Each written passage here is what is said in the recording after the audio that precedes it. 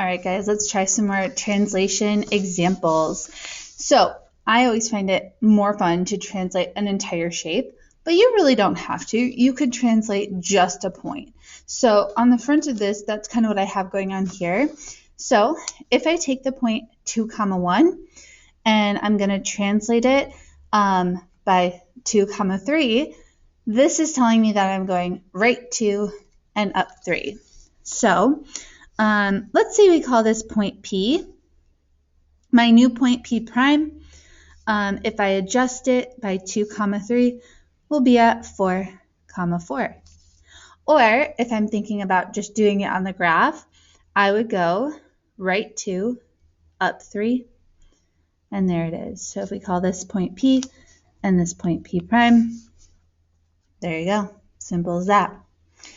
If we're looking at something like this, and maybe we want to write this out, right 2, up 3.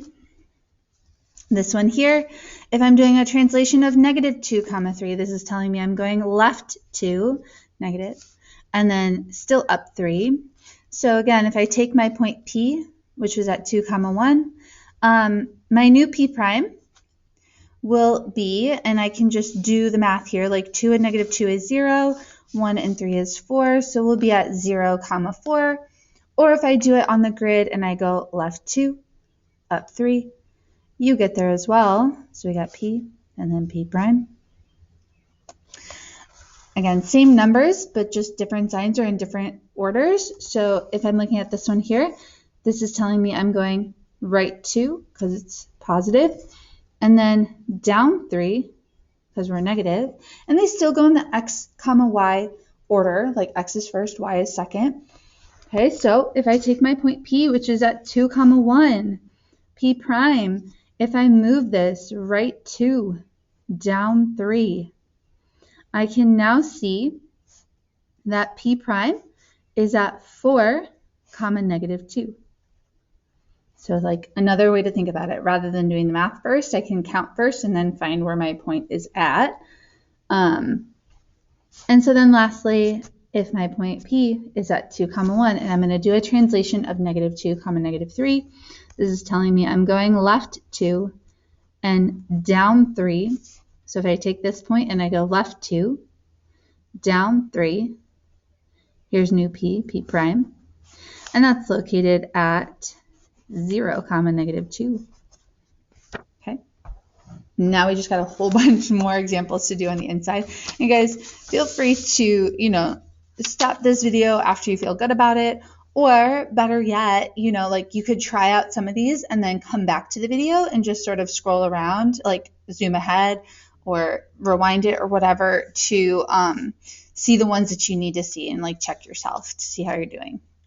Alrighty, so if I take a look at this one here, my pre-image, point A is at negative 3, negative 1. B is at negative 3, negative 4. And then C is at 0, negative 4. So if I do this same translation here, 2, 3, I could first start on the graph and take point A and go 2, 3, 1, 2, 3, and then put new A right here, so A prime. And then same thing with C, so right 2, up 3, C prime. And then B, right 2, up 3. And everything should be preserved. And what I mean by that is this should still be a right triangle where like from A to B is 3 and B to C is 3. And then that kind of ensures that this hypotenuse is the same as well. And so we get our image right there. And now I can go and write down the points. So like A prime is at negative 1, 2. B prime is at negative 1, negative 1. Sorry, I don't know why that took me a second. And then C prime is at 2, negative 1. Okay. Now another way to think about it, looking at triangle DEF right here. Let's say, okay, instead of like writing down all the ordered pairs first, I could just move them. Well, I guess that's kind of what I did in the last one. I'm getting my own self confused.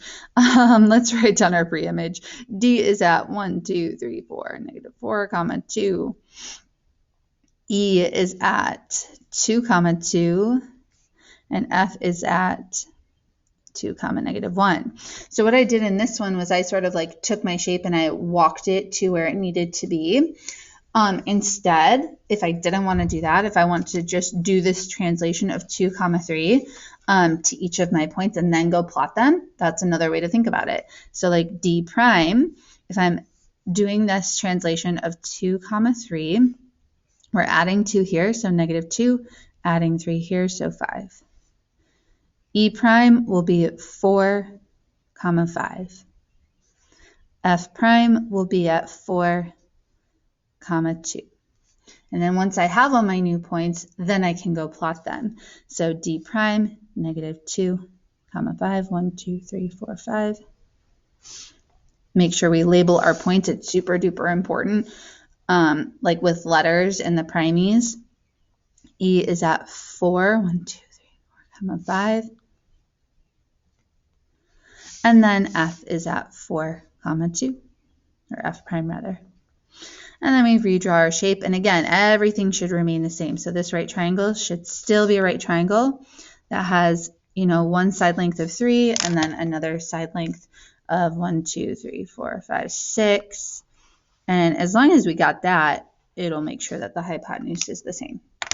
So again, kind of two ways of thinking about it. You can start on the graph and walk your shape to where it needs to be and then write down the points.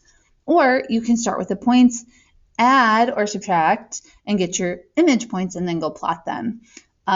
So that's kind of how I like to think about it, sort of in two different ways. Personally, I think I like to walk it there.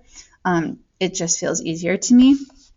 All right, so on to this next one. We're going to do our translation of negative 2, comma 3. So pre-image, A is at 1, comma 1. B is at 1, comma negative 2. C is at 1, 2, 3, 4, comma negative 2. But I will do both ways just so that you guys can kind of see how I'm thinking about it. So if I decide to get my ordered pairs first by using this translation of negative 2, comma 3, A prime will be at negative 1, comma 4. B prime will be at negative 1, comma 1. And C prime will be at 2, comma 1. And then I go plot. So negative 1, comma 1, 2, 3, 4. Negative 1, comma 1. Oop, label your points. And then 2, comma 1, C prime. Now, one thing that I do notice some of my students in the past have done is like once they sort of get their starting point, they can usually redraw the shape because they know that the shape has to remain the same. So kind of what I mean by that is once I had point A, like I know that B has to be 3 below that, and then C has to be 3 over than that. So it's almost like they redraw the shape based on how it started because it will have to be the same shape later on. So that's kind of another way to think about it as well. Okay, on to this one here. D is at negative 3, comma 0. E is at 3, comma 0. F is at 3, comma negative 3. And so rather than finding my ordered pairs first, I can go move the shape first. So again, if I'm doing the negative 2, comma 3, I would take D and go left 2, up 3. And then E, left 2, up 3. And then F, left 2, up 3. I don't know why that one tripped me out again. And then I reconnect my points. And then I go write down my ordered pairs. So like D prime, I can now see is at negative 5, comma 3. E prime, I can now see is at 1, comma 3. And F prime is at 0. Nope, 1, comma 0. Dyslexia sometimes. Alrighty, on to the next. So looking at this one here, using our translation of 2 comma negative 3, or right 2 down 3, I could take my point and go right 2 down 3. And so A prime will be right there.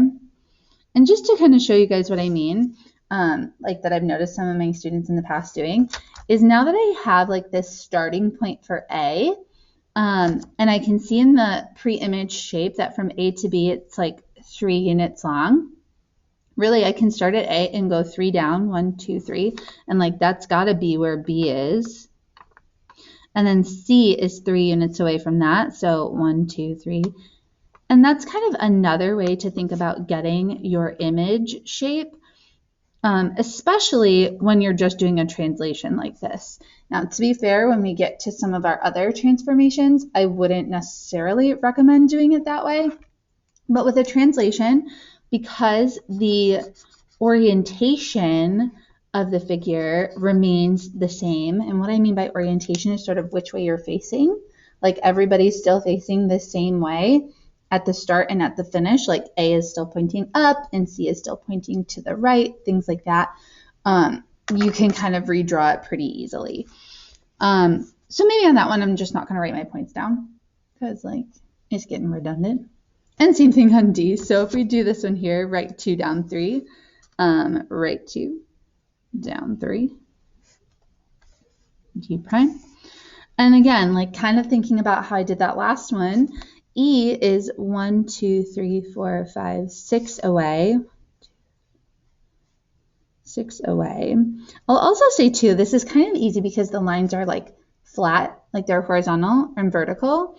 I wouldn't want to necessarily count from D to F unless I count slope. So maybe think about that, right? Like if I went from D to F rather than from E to F, to get from D to F, I could go down 1, 2, 3, and then forward 1, 2, 3, 4, 5, 6. So I could do that here at D prime as well. So down 1, 2, 3, and then 1, 2, 3, 4, 5, 6, and you do end up below E like you're supposed to be. So, you know, like even though I literally just said I would probably only do it with horizontal and vertical lines, you can kind of do it with the diagonal ones because you can just count slope.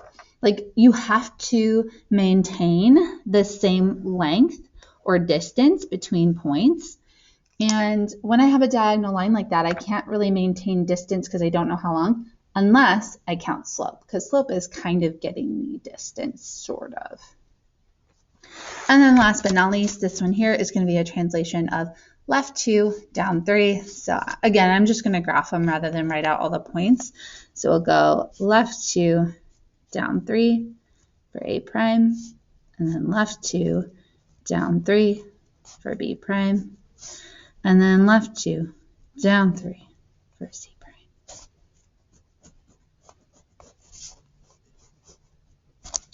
For our lovely pre-image. And then finally, DEF, same thing, left 2, down 3 for D prime, left 2, down 3 for E prime, and left 2, down 3 for F prime. And there you go. Now again, if you like to do it on the graph like this, but you do need to get your ordered pairs, like they ask you to list them, it's not a problem. I can just go look and see where D prime is, like it's at -5, -1. And so I just write that down. So hopefully that seems easy and fun and fast, and I'll see you on the next one.